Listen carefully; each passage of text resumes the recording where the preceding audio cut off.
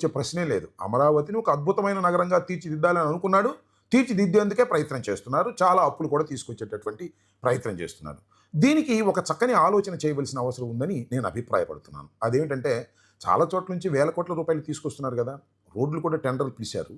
నా అభిప్రాయం ఏంటంటే ఈ రోడ్లు తారు రోడ్లు కాకోకుండా సిమెంట్ రోడ్స్, అంటే కింద కాంక్రీట్ వేసినటువంటి సిమెంట్ రోడ్సు, దానితో పాటు ఆ రోడ్లకు ఇరువైపున కూడా ఒక 6 అడుగుల కాంక్రీట్ గోడలు కట్టారనుకోండి, రోడ్డు కాలువలాగా కూడా ఉంటుంది. అలాంటప్పుడు వర్షాలు పడ్డప్పుడు, పోయిన సంవత్సరం వర్షాలు పడ్డాయి, ఈ సంవత్సరం వర్షాలు పడ్డాయి, జలమయమైపోయాయి. వర్షాలు పడ్డప్పుడు ఇవి కాలువల్లాగా తీర్చిదిద్దబడతాయి. అప్పుడు స్పీడ్ బోటులు రన్ చేసుకోవచ్చు. ఎందుకనంటే కార్లన్నీ కూడా వెళ్ళి కార్లు మునిగిపోయి వాటి ఇంజన్లు చెడిపోయి చాలా ఇబ్బంది పడుతున్నారు.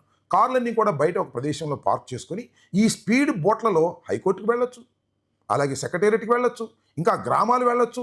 ఇలా వెళ్ళడం వలన